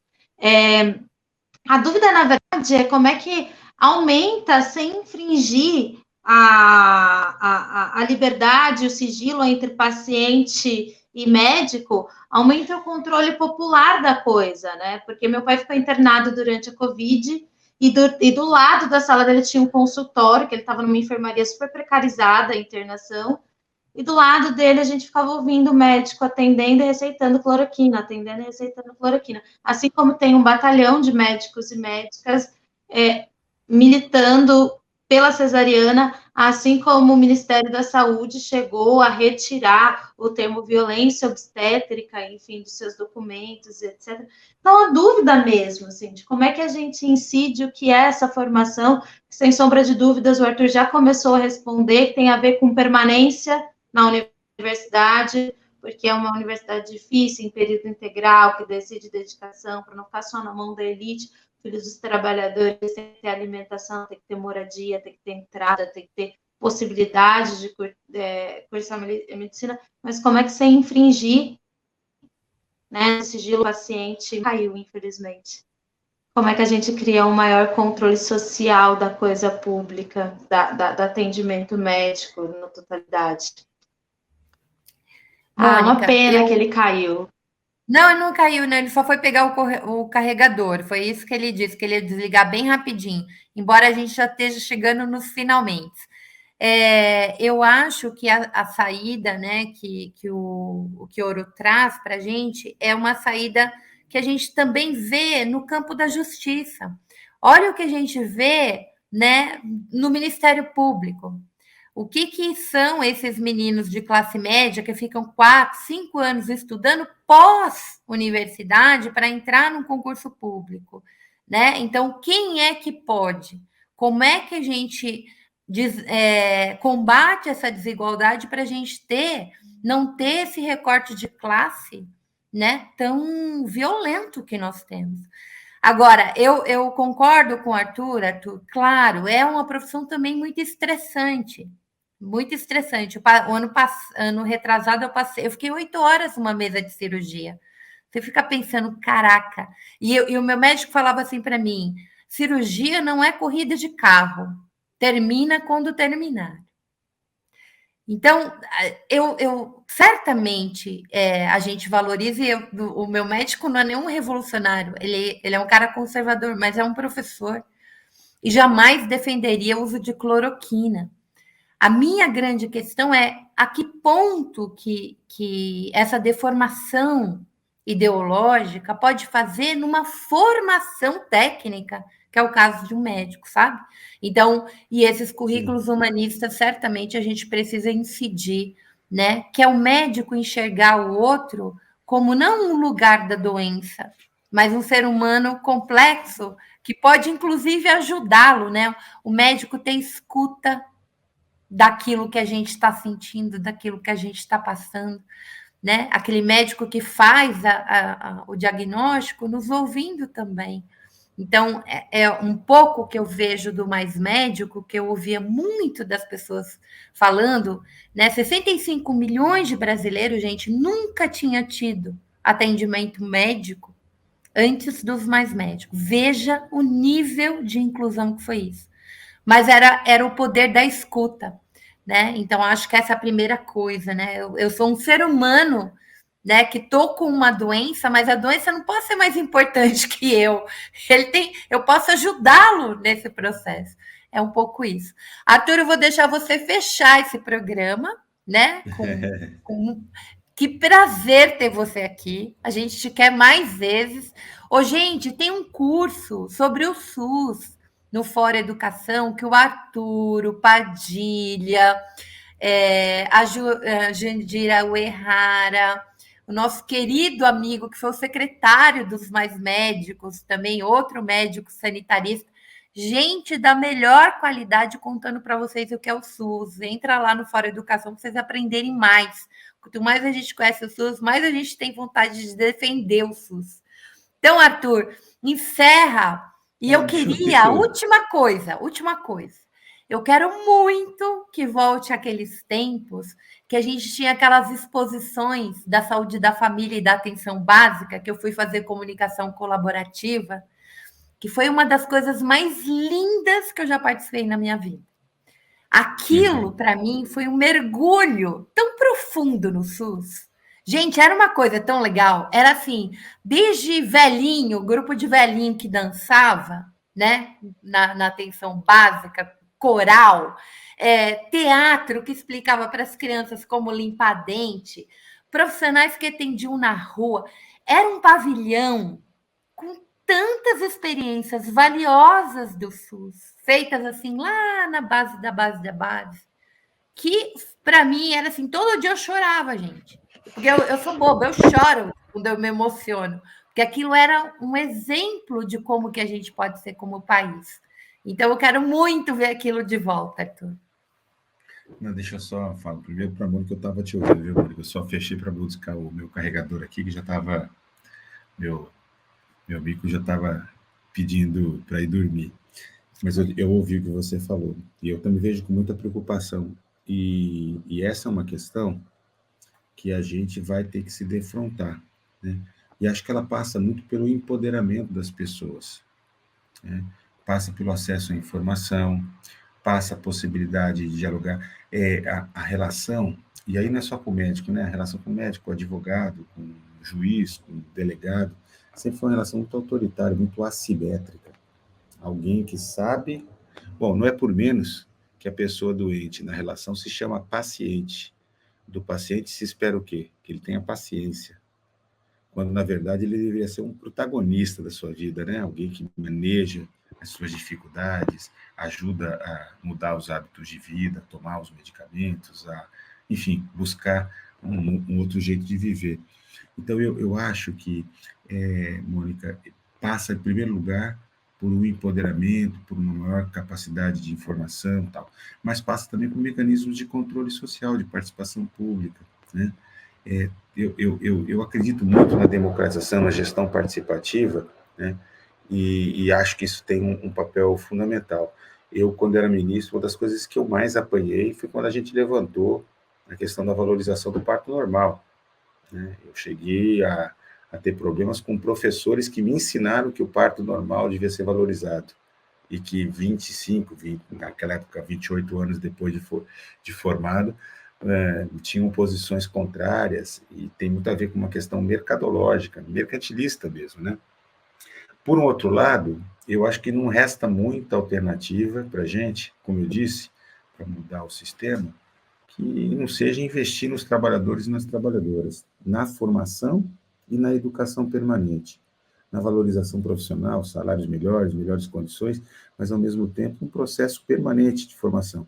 Você não vai fazer um policial melhor se ele não tiver uma formação mais humanista. Você não vai fazer um médico, um enfermeiro, um psicólogo melhor se também não tiver um baita investimento em formação, uma perspectiva de humanista, dele se colocar no lugar do outro, né? Dele respeitar a dor e o sofrimento do outro. E aí, Flor, meus colegas que rasgaram os diplomas, colocaram a ciência em segundo plano, né? E passaram a prescrever medicamentos sem nenhum respaldo científico, aliás, pelo contrário, né? Comprovadamente ineficazes ou maléficos para manter uma posição ideológica radicalizada, né? Para mim, perdem todo o respeito e mereceriam responder pelaquilo que fazem, né? Porque isso é muito grave, né? Quer dizer, quando eu prescrevo, quando eu faço uma intervenção em alguém e sei que aquele determinado produto, medicamento faz mal, né? A minha atitude é muito mais do que meramente uma questão ideológica, né? Eu caio para o campo da imperícia, da imprudência, né? O Hipócrates dizia que não basta fazer o bem, é preciso também se abster de fazer o mal. Esse é um dos princípios fundamentais da bioética, né? A gente não pode fazer o mal. E, objetivamente, essas pessoas prejudicaram demais, né? Prejudicaram quando fizeram a prescrição dessa maneira, quando boicotaram a vacina, quando plantaram na cabeça das pessoas esse tipo de coisa. Mas, de qualquer maneira, nós vamos precisar desarmar esse país. Nós vamos ter que, por incrível que pareça, né, tem muita gente que acha que a partir de 1º de janeiro, ganhando a eleição o Lula, a gente vai colocar na lata do lixo todos os bolsonaristas. O bolsonarismo a gente pode colocar na lata do lixo, mas lidar com a diferença faz parte da vida, faz parte da democracia. Eu não tenho tolerância nenhuma com o fascismo, e acho que a gente não deve ser tolerante com o fascismo. mas nós vamos ter que lidar com as pessoas, né? E aí é reconstruir uma relação. Por isso que eu acho que a tarefa mais difícil vai ser governar, mais difícil, inclusive, do que ganhar essas eleições, né? Mas nós vamos ter que estar preparados para isso e para não repetir os mesmos erros que nós cometemos ao longo da história, né? Porque eu acho que essa também é uma tarefa fundamental. E nós não podemos voltar para fazer mais do que nós já fizemos, apenas o que a gente já fez. Nós vamos ter que conseguir reconstruir o que foi destruído, voltar a fazer o que a gente já fazia, mas também ter capacidade de inovar, de ir além, de fazer aquilo que a gente não foi capaz de fazer até agora. Portanto, haja desafio. Viu? Fica meu abraço para cada um de vocês. Aqui já estou com 00:16. Já preciso que amanhã tem um longo dia pela frente, tá bom, queridos? Prazer imenso vê-los e até uma próxima oportunidade. Arthur, muito obrigada, viu? Foi maravilhoso ter você aqui com a gente. A gente te quer aqui mais vezes. Descanse e obrigada por essa aula incrível que você nos Valeu. deu. Que aula que é, bate-papo gostoso. Isso. Boa noite. E força aí, Mônica. Sucesso para você, viu? Beijo, querido. Valeu, pessoal. Um abraço. Tchau. Miguel, Valeu. tem mais break news aí? Olha, tem sim, né? Tem a disputa para Senado em São Paulo, o Márcio França está muito forte, está com 30%, né? Vai ser caminhando para uma vitória mais ou menos tranquila. Deixa eu até pegar aqui, me perdi um pouquinho, mas é isso. Tem o IPEC no Ceará, que saiu agora, né? Não é Datafolha, é o IPEC, mas também havia muita expectativa sobre esse IPEC, que foi publicado agora há pouco. Deixa eu até compartilhar aqui rapidinho. O IPEC no Ceará é o primeiro IPEC no Ceará, então não tem comparação se quem caiu, se quem subiu, entendeu? Mas o Capitão Wagner tem 32, Roberto Cláudio 28, Eumano 19, né? Então, situação ainda muito incerta. Miguel, estranho. Saiu uma pesquisa ontem com o contrário aí, o Eumano com esse percentual, Roberto Cláudio com 19. Não sei se você conhece. Enfim, essa é a primeira IPEC, né? Eu chamaria atenção aqui, por exemplo, que na espontânea, o Capitão Wagner tem 15%, Roberto Cláudio 11%, o Eumano de Freitas 11%. Tá empatado. Estão empatados. Né? Essa espontânea é muito importante, porque o Eumano é muito pouco conhecido, né? Então, provavelmente o Eumano ainda vai crescer, a disputa pelo esse segundo lugar aí vai ficar muito apertada durante os próximos dias. E é isso, pessoal. Na realidade, Maria, o pessoal está um pouco assim aborrecido porque o Haddad caiu um pouquinho, né? O Freixo também oscilou um pouquinho para baixo. Há uma expectativa de que o Bolsonaro pode crescer um pouco, então, né, no nacional, não sei. Mas eu não ficaria pessimista, não. Eu acho que o Haddad está muito consolidado na liderança. O quadro em Minas Gerais ainda pode mudar, né? Porque várias pesquisas mostram o Lula muito na frente de Minas Gerais.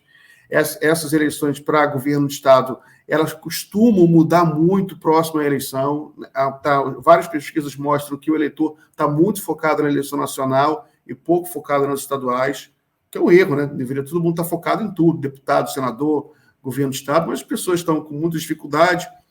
Enfim, ainda vai ter alguma reviravolta, e eu acredito que as eleições vão se nacionalizar, o Lula vai puxar esses candidatos, no Rio de Janeiro vai ter segundo turno, e eu acredito que o Freixo tem um grande potencial aí de ganhar as eleições. Enfim, é isso, né? Bola para frente, muita luta política, né? Fé, pé no chão e otimismo. Guilherme, volta nós aqui para a tela, para de compartilhar. Muito bem. Então, Miguel, eu queria te agradecer imensamente pelas break news. A Folha está querendo nos sacanear, né? Porque a gente ficava aqui comentando Datafolha, está cada dia mais tarde. Daqui a pouco a gente vai ter que mudar o horário do nosso programa, Miguel. Mas a gente vai tocar. E eu acho, gente, que o Miguel tem toda a razão. Calma, né? Tranquilidade, respira. Eu tenho um amigo que, dia de pesquisa eleitoral, fica me mandando mensagem em profundo desespero. Então, assim, acho que tem que fazer o que a gente vem fazendo, debatendo com as pessoas, né? Conversando, explicando, né? Recuperando esse programa de hoje, olha o que a gente fez para recuperar o que foi o SUS antes e o que foi o governo Bolsonaro, o que foi passar, né, o trator, a destruição que foi a pandemia. Esse programa vai reprisar no sábado. Mônica, Quioro trouxeram grandes contribuições. Pegue o link no sábado, 8h30, só o Fórum Sindical com esse debate, espalhem por aí. É uma forma da gente fazer essa disputa também nas redes, né? De informação concreta. Teseu, queria te agradecer. E Mônica, querida, queria te agradecer muito. E lembrando que semana que vem a gente vai falar de ecossocialismo. Se você não vier, venha uma outra co-deputada junto com a gente, mas vem Júlia Rocha, vem gente bem querida para o debate, para a gente trabalhar aí essa ideia, para as pessoas verem, né? As soluções, elas também têm que ter complexidade, né? Não pode ser solução simples. E ecossocialismo ou um ambientalismo que leva em consideração a justiça social tem tudo a ver com saúde. Então, é uma continuidade.